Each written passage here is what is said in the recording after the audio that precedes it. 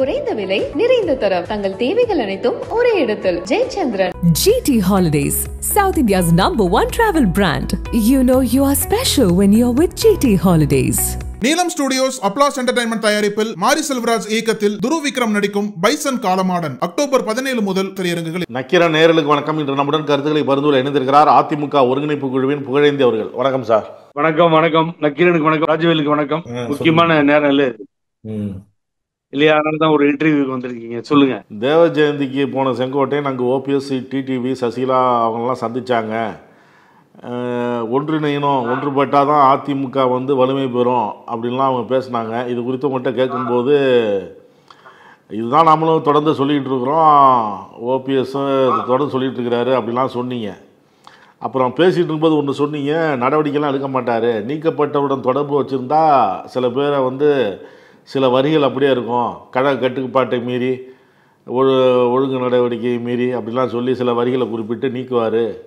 இப்போ இவரை வேணாலும் நீக்கப்பா இருக்கட்டும், நீக்கிறதுக்கான தைரியம் இவர்கிட்ட இல்லை, உத்தரவு போடுறது வந்து டெல்லி தான், இவரெல்லாம் அந்த முடிவு எடுக்கவே முடியாது அப்படிலாம் சவால் விட்டீங்க.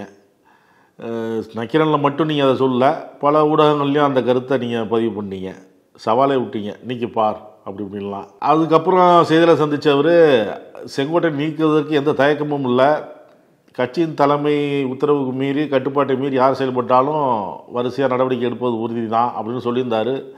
அதோடு மட்டும் இல்லை, இப்போ நீக்கியும் உத்தரவு போட்டார். செங்கோட்டையனும் இது வேதனை அளிக்குது, வருத்தம் அளிக்குதுன்னு சொல்லியிருக்கிறார். நீங்கள் சவால்லாம் விட்டீங்க, நீக்க முடியாதுன்னு நீக்கிட்டார். இதை தான் ஆரம்பித்தேன் நான் நேற்று காலையில், நீக்கிப்பார் அப்படின்னு. பழகன எனக்கு தெரியாதா? ஆகவே அவர் அந்த தப்பை பண்ணுவார் எனக்கு தெரியும், அந்த தப்பை பண்ணிட்டார் அவர். நான் பண்ணணுன்றதுக்காக தான் கேட்டேன், அவனுக்கு தைரியம் இருந்தா எடு, அங்க இருந்து பர்மிஷன் நம்ம கொடுக்க மாட்டாங்க சென்ட்ரல்ல இருந்து அப்படின்னு. அந்த ஆள் வேற வழி இல்லாம எல்லாத்தையும் கூட்டு சத்தியெல்லாம் வாங்கினாராம், தெரியுமா உங்களுக்கு? சீனியர் லீடர்ஸ் எல்லாம் வாங்கி நீங்களாம் ஒரு பின்னாடி போயிடக்கூடாது, எனக்கு சத்தியம் பண்ணி கொடுங்கன்னு சொல்லி ஒரு மீட்டிங்கை போட்டு சத்தியெல்லாம் வாங்கினாரா. சென்ட்ரல்ல இருந்து நம்ம மேல ஒன்றும் பண்ண மாட்டாங்களே அப்படின்லாம் கேட்டாராம். உள்ள டிஸ்கஷன் நடந்ததான், அதெல்லாம் முடிஞ்ச பின்னாடி தான் அவங்கள்ட்டலாம் அஷூரன்ஸ் கேட்டிருக்காரு, நீங்க அவர் பின்னாடி போயிட மாட்டீங்களேன்னு சொல்லி. அதுக்கப்புறம் தான் 48 மணி நேரம் முடிஞ்சிருச்சு ராஜவேலு. எடுக்கிறது அப்பயே எடுக்கணும். பசும்பொன்னையா பிறந்தநாள் அன்னைக்கு ஒன்னா சேர்ந்து கார்ல பயணிக்க ஆரம்பிச்சிட்டாரு. அப்பயே கார் போய் சேர்றதுக்கு உங்ககிட்ட தான் நிருபர்கள் கேட்கறாங்களே, வந்துட்டு இருக்காங்க, அப்ப 2 பேரும் ஒன்னாதான் வராங்க அப்படின்னு சொல்லி. ஆகவே உடனே நீ நடவடிக்கை எடுக்க வேண்டியதானே, அதுக்கு என்ன டைமிங்கு? இத்தனை நாள் வரைக்கும் டைமிங் தான் பார்த்துதான் எல்லாம் பண்ணாரா இவரு? நான் கேட்கிறேன். டெல்லிக்கு 3 கார்ல மாறினாரு அன்னைக்கு, இதே மாதிரி சீனியர் லீடர்ஸ் எல்லாம் கூப்பிட்டு பேசினாரா இவரு? இங்கதான் இந்த கட்சிக்கு அடிமட்டத்துல ஒண்ணுமே கிடையாது, ஆட்சி மன்ற குழுவும் கிடையாது, அது உயர்மட்ட குழுவும் கிடையாது, பொதுக்குழு எல்லாம் சும்மா ஏமாத்துற வேலைன்னு தெரிஞ்சு போச்சு. யாரை கூப்பிட்டு கன்சல்ட் பண்ணி இவர் டெல்லி போறாரு, அமித்ஷா பார்ப்பாரு, அப்புறமா இணைவாரு. இணையறதுக்கெல்லாம் இவர் பர்மிஷன் வாங்கினாரா கட்சியில? அமித்ஷா அனௌன்ஸ்மெண்ட் போனதெல்லாம் யார், எப்போ, இவர் என்ன அனுமதி வாங்கினாரு? சார் சீக்கிரம் மாதிரி, அதாவது வந்து உங்களுக்கு வந்து ஒரு கட்சியில 9 தடவை தொடர் வெற்றி சார், கை விடுங்க சார். நீங்க பாக்குறேன் நான் யார் இருக்காங்கன்னு, சாதாரண விஷயமா? எப்படிப்பட்ட நபர் நீ? வந்து அவர் சொல்றதை கேட்டு நடக்கிற காலமா எல்லாம் போய் இந்த சசிகலா பண்ண வேலை, உன்னை தூக்கி கொண்டு போய் குப்பை தொட்டி கோபுரத்துக்கு போன கதையா? உன்னை போய் முதலமைச்சர்னு ஒரு ஸ்தானத்தை கொடுத்து உனக்கு அந்த பதவியை கொடுத்து, அந்த அகம்பாவம் திமிர், ஒரு அகம்பாவத்தினுடைய அஸ்திவாரத்திலிருந்து அக்கிரமம், அகம்பாவம், சர்வாதிகாரம். செங்கோட்டையன் மேல ஜெயலலிதாவை நடவடிக்கை எடுத்திருக்கிறாங்க. நான் வந்து முதலமைச்சர் ஆனதுக்கு அப்புறம் தான் சொல்லிருக்கணும்ல. இவர் பொறுப்புல இருந்து எடுத்தாங்களா? இவரையும் சீனிவாசனையும் நேற்று சீனிவாசனை தட்டுறாரு.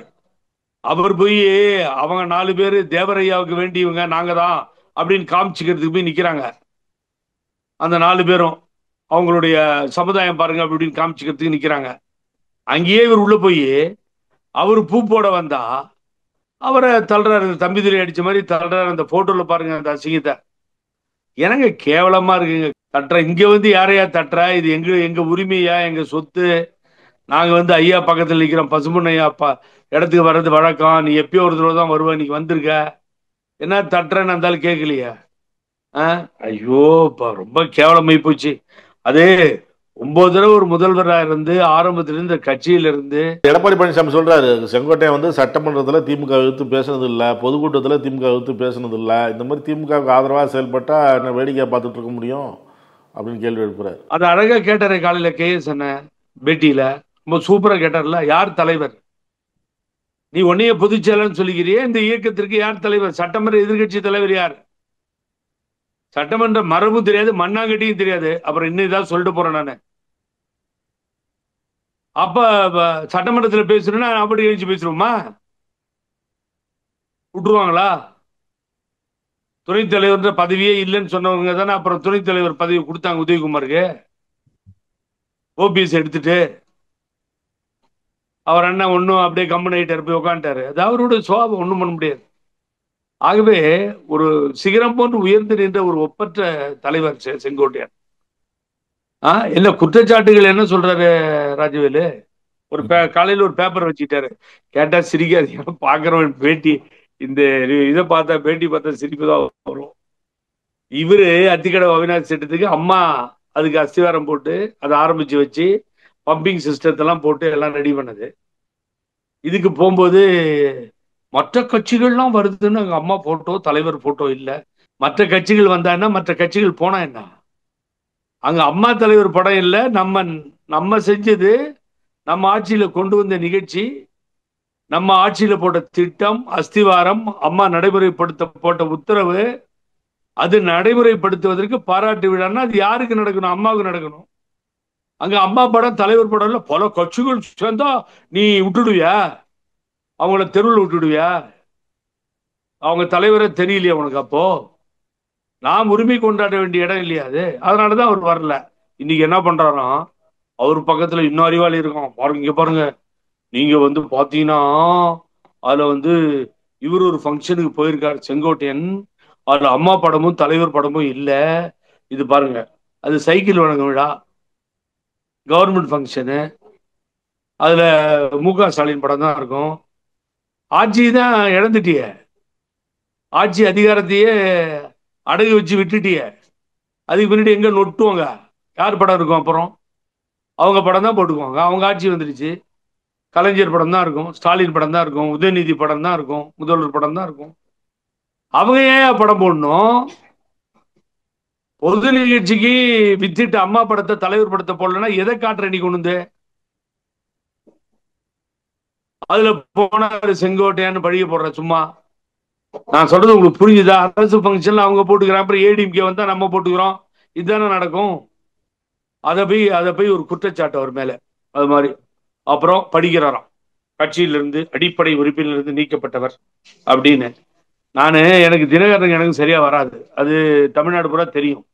தினகரனை திகார்ல இருந்து கூட்டு வந்து ரோடு ரோடா அலைஞ்சி நாங்க பட்ட அவமானங்கள், இன்னல்கள், கஷ்டம், இனி யாருக்கும் அது மாதிரிலாம் வரவே கூடாது. தூக்கி நிறுத்தி அரசியலே வேணான்ட்டு ஜெயிலுக்கு போனவரை தூக்கி கொண்டு வந்து நிறுத்தி அந்த CGP கொண்டு வந்த போய் நின்னது புகழேந்தி தான், சம்பத் அண்ணன் தான். உள்ள ஏர்போர்ட் வரைக்கும் போனேன் நான் விட்டு தொலைங்க சாத் ஆயிடுச்சு. ஆனா நான் என்ன கேக்குறேன், அம்மா நிராகரித்து வைத்தார்கள், அம்மா சேர்க்கவே இல்லை, வனவாசம் போனார், ஒரு அயோக்கியத்தனமான மனிதர். எல்லாம் கரெக்டு தான், நீ சொன்னதெல்லாம் நான் ஒத்துக்கிறேன். அப்புறம் என்ன கழட்டுறதுக்கா போனீங்க பின்னாடி? RK நகர் எலெக்ஷன் அப்ப வண்டி பக்கத்துல போய் ஏன் கை கட்டி நின்றுட்டு இருந்த? அம்மாவால் ஒதுக்கப்பட்ட அயோக்கியத்தனமான தலைவர் உனக்கு தெரியல? அப்போ நான் அந்த தலைவர் பின்னாடி ஏன் போன? இப்ப இன்னைக்கு நீ வரிஞ்சு கட்டிட்டு பேசுற இல்ல, அப்ப அங்க ஏன் போன? எங்க போன? தலைமை கழகத்து தினம் வந்து ஏன் கை கட்டிட்டு ரூம்ல நின்ன? நானும் தானே இருந்தேன். அவர் உட்காருன்னு சொன்னாதான் இவர் உட்காரணும், TTV தினம் உட்காருன்னு சொன்னா இவர் உட்காரணும், இல்லைன்னு நீக்கணும் சார்.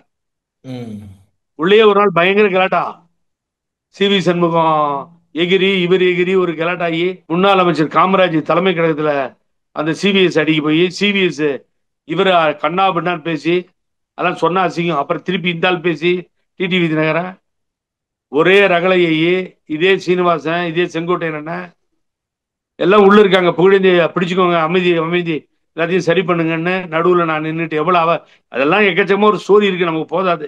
இப்ப அவர் நீக்கிறத பத்தி நம்ம என்னை நீக்கிட்டாங்க, நோட்டீஸ் கொடுத்துருக்கணும், முறைப்படி நோட்டீஸ் கொடுத்துருக்கணும். ஏன்னா நான் 53 வருஷம் இருந்திருக்கிறேன். எடப்பாடி பழனிசாமியை விட நான் சீனியரு. அவர் 89 என்னமோ தான் வந்தார். நான் 72லேருந்து இருக்கிறேன். 9 முறை எம்எல்ஏவாக இருக்கிறேன். நோட்டீஸ் கொடுத்துருக்கணும். நோட்டீஸ் கொடுக்கணும்ன்றது அமெண்ட்மெண்ட், அது சுப்ரீம் கோர்ட்டே சொல்லியிருக்கு. நோட்டீஸ் அடுத்தது என்ன வழக்கு தானா? தேர்தல் கமிஷனுக்கு போறாரா இல்ல எப்படி, என்ன எந்த மாதிரியான வழக்கு? தேர்தல் கமிஷனுக்கு இதுக்கு சம்பந்தம் இல்லை, எக்ஸ்பல்ஷன் இது. தேர்தல் கமிஷன் பொம்பளையை கெடுத்தான், அவன் ஃபேஸ் பண்றான் கேஸ், அவனை கட்சியில இருந்து எடுக்கிறது யோகியது இல்ல. அப்ஸ்காண்டிங்க சுத்திட்டு இருந்தான் அவர் முன்னாள் அமைச்சர், அவன் எடுத்தாரா இவரு? கன்விக்டடான ஒரு ஆளு, கன்விக்ஷன் ஆச்சு, கன்விக்டட், இப்பதான் அந்த கேஸ் தப்பிச்சது. அப்ப அவர் கட்சியில அவருக்கு பதிலாக அவர் துணைவியாருக்கு சீட் கொடுத்து அழகு பார்த்தாரு இவரு. சொல்லுங்க, மலேசியால இருந்து ஒரு பொண்ணு வந்து கற்பழிக்கப்பட்டனானு என்னை ஏமாத்திட்டான்னு கம்ப்ளைண்ட் கொடுத்து கட்சி விட்டு எடுத்தீங்களா நீங்க? என்ன சார் பண்ணிட்டாரு அவரு? 9 முறை சட்டமன்ற உறுப்பினர் அந்த கட்சியில போராடி ஜெயிச்சாரு. சாதாரண விஷயமா அது? ஒன்னால முடியுமா? நீ தோத்துருக்க. அவர் தோல்வியே காணாத ஒரு தலைவர். எதுக்கு போய் மேல கை வைக்கிற? என்ன பண்ணிட்டாரு? எல்லாம் சேர்ந்து போங்கன்னு சொன்னது தப்பா? இதுக்கப்புறம் செங்கோட்டையன் செயல்பாடுகள் எப்படி இருக்கும்? வழக்குக்கு போராட்டாரு 60 பக்கம். தேர்தல் வேற நெருங்குது. வழக்கு மன்றத்துக்கு உடனே போனா வழக்கு மன்றத்துல நிச்சயமா நல்ல தீர்ப்பு அவருக்கு கிடைக்கும். அவருடைய வரலாறு எடுத்து பாருங்க. இந்த ஆள் கீழே வேலை செஞ்சது போக அவரு மாவட்ட செயலாளராக போட்டு போய் உட்கார்ந்தாரு அவரு எங்க ஈரோட்ல போய். அந்த தொகுதியை பொறுத்த வரைக்கும் சார் தோப்பு வெங்கடாச்சலம் அவர் அன்னைக்கு உன் வீட்டு பின்னாடியில உட்காந்தாரு, சீட்டு கொடுக்கலன்னு அழுதாரு. ஃபுட்பாத் மேல உட்காந்து திமுக இருக்காரு உதாரணத்துக்கு. அப்புறம் போய் தனியா நின்று அண்ணன் 10,000 ஓட்டு வாங்கினாரு தோப்புங்க. இல்ல யார் தலைமை? உன் தலைமையை வச்சுக்கிட்டு அவரையும் குற்றம் சாட்டுற? உன் தலைமைக்கு மீறி எப்பயாவது நடந்திருப்பார் அவரு? கொரோனா சொல்லி தப்பா நடந்துட்டாருன்னு சொல்லி ஒத்துக்கலாம். இல்ல உன் கட்சியில வந்து கட்டுப்பாட்டை மீறி இதை செஞ்சாருன்னு சொல்லுங்க, ஒத்துக்கலாம். அவர் ஆரம்பிச்சு வச்ச எல்லாரும் ஒன்னா சேர்ந்து போலாங்க, இல்லாட்டி கட்சி ஜெயிக்காது, இந்த கட்சி உருப்படி இல்லாம போகுது, மக்களும் தொண்டர்களும் அதை தான் கேட்கறாங்க அப்படின்னு தானே கேட்டாரு. அது என்ன பெரிய தப்பு? ஓபிஎஸ் பாக்குறது பெரிய குற்றமா நாட்டுல? உன்னை முதலமைச்சர் ஆக்கின அந்த அம்மாவை போய் பார்த்தது குற்றமா? அன்னைக்கே ஓபிஎஸ் பிரதரை அவர் கையெழுத்து போட்டு எடுத்தார், இவரும் கூட இருந்தார் ஓபிஎஸ் என்ன எடுத்த மாதிரி. இதே ஒரு ஒரு ஒரு சர்வாதிகாரத்தினுடைய உச்சி சார். ஹிட்லர்லாம் தோத்து போகணும். அதனால அந்த திமிரு நீ எடுத்துட்ட வா. இப்ப அவர் எடுத்திருக்க view of point is very correct. என்னை பொறுத்தவரைக்கும் காலையில பேட்டியில அண்ணங்கிட்ட அவருடைய முதல் கூற்று ரொம்ப நல்லா இருந்தது. என்னன்னு கேட்டீங்கன்னா, பொதுச் செயலாளரே நீ கிடையாது, அதை வந்து தேர்தல் ஆணையமும் அதை வந்து உச்ச நீதிமன்றமும் இன்னும் ஒத்துக்கல, சிவில் வழக்கு முடியணுன்றதை அழகா சொல்லிட்டார், கோர்ட்டுக்கு போறாரு. ஆனா ரெண்டாவது அவர் சொன்னதான் எனக்கு கொஞ்சம் உதைக்குது. ராத்திரி எல்லாம் தூக்கம் இல்லைங்க, ராத்திரி எல்லாம் தூக்கம் இல்ல, ரொம்ப மனசு கஷ்டமா போச்சு அப்படின்னு சொல்லி. ஆமா, அப்புறம் 53 வருஷமா தொடர்ந்து இருக்கிறாரு, இயக்கத்துல இருக்கிறாரு, 9 முறை ஜெயிச்சிருக்கிறாரு, எம்எல்ஏவா ஜெயிச்சிருக்கிறாரு, அமைச்சராக இருந்திருக்கிறார்.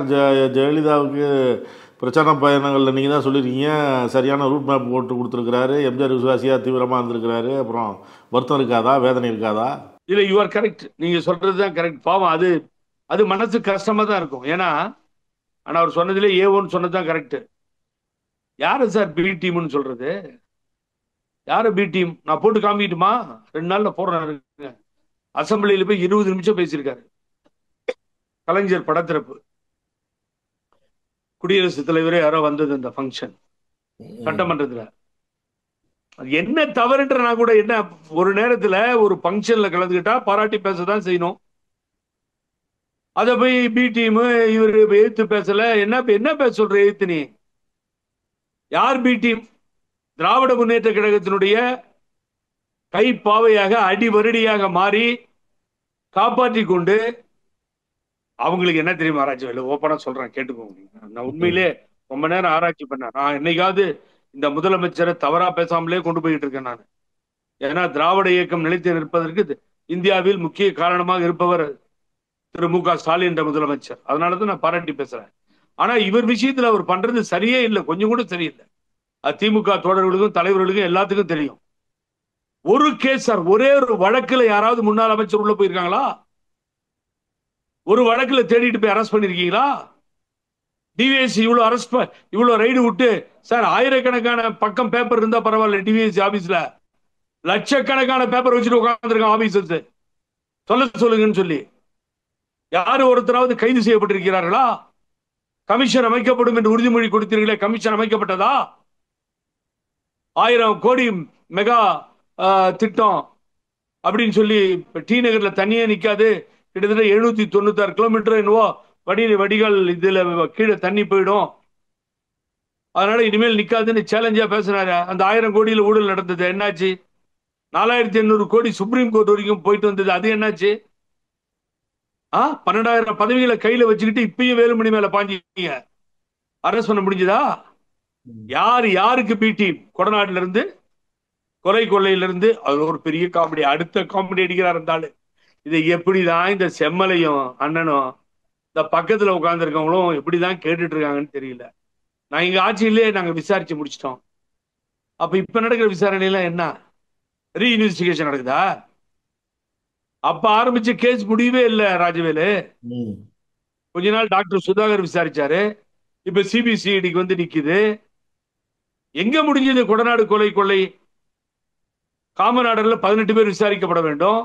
சசிகலா சேர்த்து 17 பேர் விசாரிக்கப்பட்டு விட்டாகிவிட்டது. இன்னும் ஒருத்தர் தான் விசாரிக்கப்படல, பழனிசாமி. கோர்ட்டு சொல்லிடுச்சு ஹைகோர்ட் விசாரிக்கணும்னு. அத உடப்புல போட்டிருக்காங்களே, அந்த நீ வந்து பேசுறியா? அதெல்லாம் விசாரிச்சு முடிச்சு விசாரிக்கல. நீ அதுல இருந்து தப்பிச்சிடலான்னு மாத்திரம் நினைக்காத. நீ உன்னை எப்படி ரூட்டு கொண்டு வரணும்னு புகழேந்திக்கு தெரியும். நீ பாரு வேடிக்கை, எப்படி விசாரிக்கிறாங்கன்ற வேடிக்கை பாரு. இப்போ இவங்க கவர்மெண்ட் விசாரிக்க வேணாம், எப்படி விசாரிக்க வைக்கிறேன்னு பாரு. நீ அது நடக்கதான் போகுது. இப்போ நீ தப்பிச்சிட்டலாம் நினைக்காத. கொடநாடு கொலையில இருந்து நீ தப்பிக்கவே முடியாது. அந்த வழக்கில இருந்து உன்னை விசாரணை பண்ற வரைக்கும் நான் விடவே மாட்டேன். நான் அசம்பிளியில கத்திட்டு வெளியில போற, இந்த கீழே போய் உட்கார்ற, கருப்பு பேட்ச் அணிறீங்க, அந்த வாழகத்துள்ளார முதல்வர் சொல்றாரு எங்க அப்பா குதிர்குள்ள இல்லைன்னு சொல்லி பயந்துட்டு இவர் ஓடுறாருன்னு சொல்லி. ஒவ்வொரு வழக்கிலையும் ஆக்ஷன் எடுக்காம, நடவடிக்கை எடுக்காம இருந்ததாலதான் இன்னைக்கு திரு கே செங்கோட்டையன் அவர்கள் நாங்க முதல்ல நடத்தி போராட்டம் நடத்தி பேசுறதை இன்னைக்கு குறிப்பிட்டு சொன்னார், A1 அப்படின்னு சொல்லி. அப்புறம் என்ன, அப்புறம் அவ்வளவுதான். அவர் வந்து கோர்ட்டுக்கு போறேன்ட்டாரு. I have records. யாரும் அவருக்கு வந்து பெரிய சீனியர் கவுன்சில்லாம் ஒன்றும் தேவையில்லை. அந்த இவர் போட்டதுலேயே சிவில் கோர்ட்ல சூரியமூர்த்தி போட்ட கேஸ்லயே எடுக்கிறதுக்கோ வைக்கிறதுக்கோ முடியாதுன்னாங்க. அதை ஹைகோர்ட் வந்து ஒத்துக்கல. இப்ப சுப்ரீம் கோர்ட்டுக்கு போயிட்டு இருக்காரு அவரு. அதை பார்ப்போம். அது சிவில் டிஸ்பியூட் முடிகிற வரைக்கும் இங்க எந்த அதிகாரமும் இந்த மனிதனுக்கு இல்லை. ஆணவம், திமிர், அகம்பாவம் அதனுடைய உச்சத்திலே நிற்பதை விட்டால் எந்த அதிகாரமும் பழனிசாமிக்கு கிடையாது. அதுதான் அவர் தெளிவா சொன்னார். அவர் பேச்சுல எந்த இடத்துலயும் தவறா பேசல, தவறா எதுவும் சொல்லல. அவர்கிட்ட இன்னைக்கு நான் அவர்கிட்ட நான் சுட்டி காமிக்கிறது, நான் அதுக்காக வருத்தப்படுறேன்ற சொல்ற வார்த்தையெல்லாம் அவர் விட்டுடணும். சார், ஒரு மனிதன், ஒரு தலைவன், அதற்குரிய அதிகாரம் படைத்தவர் உங்களை எடுத்திருந்தா நீங்க வருத்தப்படணும். ரோட்ல போற அரசியல் அனாதையெல்லாம் அது எடுக்குதுன்னு சொல்லி அதுக்காக ஏன் சார் இவர் போய் வருத்தப்படணும்? நான் அதை ஒத்துக்கவே மாட்டேன். அந்த வார்த்தையை அவர் வாபஸ் வாங்கிக்கணும். இனி எதிர்த்து நிற்போம், போராடுவோம், இந்த சர்வாதிகாரியை ஒழிப்போம், திரண்டெழுந்து வருவோம், எல்லா தொண்டர்கள் வருவாங்க, நோ ப்ராப்ளம். இப்ப உங்களுடைய ஒவ்வொரு அடியும் கவனமாக இருக்க வேண்டும். சட்டமன்ற தேர்தல் நெருங்குது. இப்ப இந்த நேரத்தில் செங்கோட்டையன் வெளில வந்திருக்கிறாரு. இவங்க எல்லாம் சேர்ந்து ஒரு அணியா அமைவாங்களா? தேர்தலை சந்திப்பாங்களா? இல்ல என்ன நடக்கும் சார்? முதல்ல காலில் விழுந்து தவழ்ந்து அதே ஸ்டைலா போயிட்டு இருக்கு. ஒரு டிவி போட்டு கின்னஸ் ரெக்கார்ட் பண்ணிடுச்சு. அவங்க திருமதி வி.கே. சசிகலான்னு அம்மாவோட இருந்தவங்க, அவர்களால் முதலமைச்சராக்கப்பட்டவர். அதுல ஒரு வார்த்தை சொன்னார், பரிதாபமா பாவம், எல்லார்டையும் நான் தாங்க சைன் வாங்கி கொண்டு வந்து இது எடப்பாடி பழனிசாமி வரட்டும் முதலமைச்சரான்னு நான் தாங்க கொடுத்தேன்னாரு. இதை விட செருப்பாலே அடிச்சிருக்கலாம் வேற யாராவது இருந்தா கலட்டி. இந்த வார்த்தையை விட வார்த்தை வேணுமா அவனுக்கு? இந்த மனுஷனுக்கு சொல்லுங்க பாப்போம். எல்லா எம்எல்ஏசிட்டையும் கையெழுத்து வாங்கிட்டு வந்து எடப்பாடி பழனிசாமி முதலமைச்சர் ஆகணும்னு நான் கொடுத்தேன்னு சொல்றேன். ரிசார்ட்ல உட்காந்துக்கிட்டு தனக்கு வேணாம் அந்த பதவின்னு சொல்லி கட்சி விட்டு எடுக்கிறேன் நீ. இதே தொழிலா உனக்கு? அந்த அம்மாவுக்கு காலை வாரினது, ஒருத்தன் காலில் விழுந்தானா, எழுந்திரிப்பா, சும்மா காலில் விழுந்து ரகலை பண்ணாத, எழுந்திச்சு தொலையா, எழுந்திரி, தயவு செஞ்சு காலில் விடாத அப்படின்னாராம். அந்த காலில் விழுந்தார்ல, அவர் சொல்லியிருக்காரு, தலைவர் மாதிரி ஒருத்தர் சொல்லியிருக்காரு. அப்போ அவன் சொன்னானா, இல்ல வந்து நான் காலில் விழுந்துட்டேன் மன்னிச்சிருன்னு சொல்லுங்க. ஏதாவது ஒண்ணு சொல்லுங்க அப்படின்னு. எதுவும் சொல்ல முடியாது, நீ எழுந்திரியா முதல்ல நேரம். இல்ல இல்ல காலில் விழுவேன், ரெண்டாவது எனக்கு வந்து காலை வரதான் தெரியும், எனக்கு வந்து எழுந்திருக்க தெரியாது. ஆகவே அது அந்த அம்மாவுக்கு நடந்துச்சு. அப்புறம் நீங்க ஒருத்தர் பேர சொன்னீங்கல்ல, அவர் பின்னாடியே ஓடினார். ஆர்கே நகர் எலெக்ஷனு அது இது, அம்மா தான் சேர்க்க கூடாது, அம்மா வனவாசம் அனுப்பிச்சா. ஏன் சேர்த்தீங்க? அறிவு கிட்டவர்களை ஏன் சேர்த்தீங்க? ஏன் பின்னாடி அலைஞ்சிங்க? ஏன் இந்த கற்பகம் கார்டனுக்கு போய் காத்திருந்தீங்க? நேரம் பார்த்து முதுகுல குத்துறீங்க. இந்த ஆளுக்கு அது வேணும் விடுங்க, நமக்கெல்லாம் துரோகம் பண்ணதுக்கு அப்படிதான், வேற வழி இல்லை. அப்புறம் அடுத்தது பாத்தீங்கன்னா ஓபிஎஸ் அண்ணன் அவங்க முதலமைச்சரா பண்ணாங்க, இவர் கட்சி முதலமைச்சரா முன்மொழிந்தார். அதுக்கு ஒரு சண்டை, எதிர்கட்சி தலைவரை விட்டு கொடுத்தார், அவரை காலி பண்ணிட்டாங்க. எவ்வளவு பெரிய வரலாற்று மிக்க தலைவர் பண்ருட்டியார், அவர் நடுவில் பூந்துக்கிட்டாரு. நல்லது சொல்றதுக்கு வந்தார், இந்த டிரைவர் சரியில்லை, ஆக்சிடென்ட் ஆகிட்டோம், டிரைவரை மாத்துங்கடான்னாரு. அதை சொல்ல வந்து அவரை காலி பண்றது. 11 வருஷங்க கன்னடா தமிழ் கிளட்டாங்க, வீட்டெல்லாம் சூறையாட்டானுங்க, ரத்தம் சிந்திருக்கோம் குடும்பத்தோட. கர்நாடகா மண்ணில் உட்காந்துட்டு அப்போ அரசியல் பண்ணப்போ எவ்வளவு வேதனை. இந்த சித்ரா லட்சுமன் தென்னிந்திய சினிமா சங்கத்திலிருந்து பாராட்டி எழுதினார். இன்னைக்கு கர்நாடகால தமிழ் சினிமாவும் தமிழ் சேனலும் தமிழ் பேப்பரும் ஓடுதுன்னா புகழேந்திக்காரங்க எவனும் இல்லை. அம்மா தலைமையில் அன்னைக்கு நான் செயலாளராக இருந்தப்போ செஞ்சு காமிச்சது. அம்மா கூட்டி எஸ்.எம். கிருஷ்ணாவை கண்டிச்சாங்க, என் வீட்டை சூறையாடி அடிச்சப்போ கூப்பிட்டு கலைஞர் அது கண்டனம் தெரிவிச்சு கடிதம் எழுதியிருக்காரு. அதுக்கு பின்னாடி கேஸ் 11 வருஷம் நாயா அலைஞ்சேன். எல்லா ஆயிரம் என்ன பதவி வேணாலும் அந்த அம்மாட்ட வாங்கியிருப்பேன், எதையும் கேட்கலீங்க. நான் 10 பைசா காசு கேட்கல. எவ்வளவு தியாகம் பண்ணிருப்பேன் இந்த கட்சிக்கு, எத்தனை ஜெயிலுக்கு போயிருப்பேன். அடுத்தது என்னங்க பண்ண, பாட்டாளி மக்கள் கட்சி உன்னை வந்து டயர் நக்கின்னு சொன்னிச்சு. பாட்டாளி மக்கள் கட்சி தலைவர் உனக்கு என்ன பினான்ஸ் தெரியும்னு கேட்டுச்சு. ஓபிஎஸ் ஒரு லீடரான்னு பேசினாரு. அங்கே பெங்களூர்ல ஏறும்பொழுது பார்த்தேன், சென்னை வரும்பொழுது பிரஸ் வந்துடுச்சு. நான் ஒரு செய்தி தொடர்பாளர், என்னுடைய ஆதங்கத்தை சொன்னேன், தலைவர்களை தப்பா பேசாதன்னு. அதுக்கு நீ என்ன கட்சி விட்டு எடுத்த. வேற என்ன தப்பு பண்ண? இல்ல திருநன்னு சொல்லு, போய் சொன்னு சொல்லு. நான் சொன்ன குற்றச்சாட்டுகள் மாதிரி இந்த அயோக்கியத்தனமான வேலையெல்லாம் பண்ணிட்டு குட்கா வித்தவன்லாம் கட்சியில இருக்காங்க, அது மாதிரி பண்ணிட்டு இருக்குன்னு சொல்லு. என்ன எடுத்த? அப்புறம் பாத்தீங்கன்னா ஜேசிடி பிரபாரன் அண்ணன், அப்புறம் கூப்பா கிருஷ்ணன் முன்னாள் அமைச்சர், மனோஜ் பாண்டியன் எம்எல்ஏ, வைத்திலிங்கம் எம்எல்ஏ, ரவீந்திரநாத் எம்பியா இருந்தும் அவரை காலி பண்ணீங்க. அவர் தம்பி ஓபிஎஸ் ராஜா.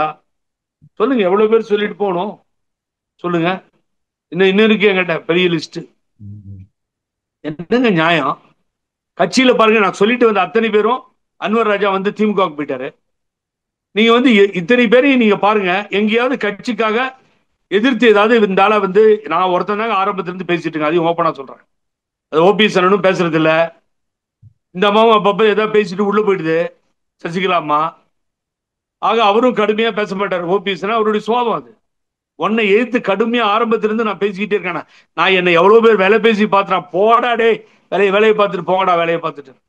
இவன் பின்னாடி இருக்கிறத விட நான் சரி. இப்ப நீக்கினதுக்கு அப்புறம் அடுத்த கட்ட நடவடிக்கை என்ன சார்? இன்னும் அவரை சந்திக்கவில்லை. நான் என்னிட்ட டாக்குமெண்ட் இருக்கு, அது போதும். ஆகவே அந்த டாக்குமெண்ட் எல்லாம் எடுத்துட்டு போய் நான் அவருக்கு ஹேண்ட் ஓவர் பண்ணுவேன். Let him file the case. ஆகவே இந்த வழக்குல கேஏஎஸ் எடுத்த வழக்குல அவருடைய சீனியாரிட்டி, 9 தடவை சட்டமன்ற உறுப்பினர், அம்மா கூட இருந்து போனது அத்தனையும் அவர் குறிப்பிட்டு ஒரு நோட்டீஸே கொடுக்கலன்னு பொழுது நிச்சயமாக அந்த வழக்கில் செங்கோட்டையன் அவர்களை அண்ணனை நீக்கியது தவறு என்கின்ற தீர்ப்பு வரும். உடனே வாங்கினத அதுக்கு வேண்டிய, ஏன்னா இவங்கெல்லாம் பேசிட்டு போயிட்டுறாங்க சார், அதான் கஷ்டமா இருக்கு. அவர் அந்த நிலைமைக்கு உட்படுத்த கூடாது. இனி அவர் ஓய்வாக இருக்கவும் கூடாது. ஓடி உழைத்தவர் அவர். ஆகவே அப்படி ஓடி உழைத்தவருக்கு இனி ஓய்வுக்கு ஓய்வு புரட்சி தலைவி அம்மா போல கொடுக்க வேண்டும், களத்தில் இறங்க வேண்டும். பார்த்து விடலாம் வாங்கல் என்று அவர் வரணும். அவர் இருக்கிறதுல அவர் தலைமை சிறப்பா இருக்குங்கிறது என்னோட பரத்துல என்னுடைய கருத்து அது. ஆகவே இவங்கிட்ட போட்டி போட்டு கட்சி விட்டு எடுத்தது தப்புன்னு சொல்லாமே தவிர, இனி அவர் சொன்னது போல ஒன்னோடு எந்த காலத்திலும் கூட்டணி என்ற பேச்சுக்கே இடமில்லை. ஆகவே பார்க்கலாம், அவனும் பார்க்கலான்னு களை இறங்கியாச்சு. இல்ல பிஜேபி கிட்ட பர்மிஷன் வாங்கி தான் இதை பண்ணிருக்கணும்னு நினைக்கிறேன். ஏன்னா 48 மணி நேரம் ஆயிடுச்சு, அதுக்கு பின்னாடிதான் எடுக்கிறாங்க, முதல்ல எடுக்கல. ஆகவே இது அப்புறம் ஏன் போனார் டெல்லிக்கு? இன்னொருத்தர் கேட்கிறாரு, ஏன் போனார் டெல்லி? நீங்க போலாமா? 3 கார்ல ஏறி மாறி போலாமா? அதெல்லாம் நீங்க பண்ணுவீங்க? யார்கிட்ட பர்மிஷன் வாங்கி போனீங்க? உங்களை உட்கார வச்சுட்டு அமித்ஷா சொல்லும்போது பொத்திட்டு தானே நீங்க வாய முடிக்கிட்டு கூட்டணிக்கு. அன்னைக்கு வாயே திறக்கலையே, எந்த லீடரையும் கன்சல்ட் பண்ணலையே. அவரே டெல்லிக்கு போனார்னா நல்லதுக்கு தான் போனார், சேர்த்து வைப்பாங்கன்னு. ஸோ இன்னைக்கு அவருக்கு புரிஞ்சிருக்கும் என்ன நடக்குதுன்னு சொல்லி. ஆகவே என்னை பொறுத்தவரை பாரதிய ஜனதா கட்சியினுடைய பிடியில் எந்த தலைவர்களாவது இவர்கள் இருப்பார்கள் ஆனால் அவர்களை நான் ஏற்றுக்கொள்ள முடியாது, தொண்டர்களும் ஏற்றுக்கொள்ள முடியாது. இதை நான் ஓப்பனாவே சொல்லிடுறேன். ஹூவர் மேபி யாரா இருந்தாலும் செங்கோட்டையனை இப்போ இயக்குறதும் பாஜக தான் அப்படிங்கிறப்ப இப்போ செங்கோட்டையன் அந்த மாதிரி இருந்தாலும் ஏற்றுக்க மாட்டீங்க? இல்லை, யாரா இருந்தாலும் அதுதான். அதான் ஓபிஎஸ் அண்ணா இருந்தாலும் அவர் வெளியே வந்துட்டாரு. அவருக்கு தன்மான முக்கியம் செங்கோட்டையன் என்ன, அதனால அவர் சரியா இருப்பாருன்னு தான் கருதுறேன். ஆகவே எனக்கு சசிகலாவை பத்தி தெரியல சார், சாரி. நேற்று அங்க கிடைச்சாங்க, பேசுனாங்க. அவங்க தினமும் நாட்களை கழிப்பது என்பது வேதனையா இருக்கு சார் எனக்கு. ஆகவே வேகமா இப்ப இறங்க வேண்டிய நேரம். நீங்க சொன்ன மாதிரி தேர்தல் கிட்ட இருக்கு சார்.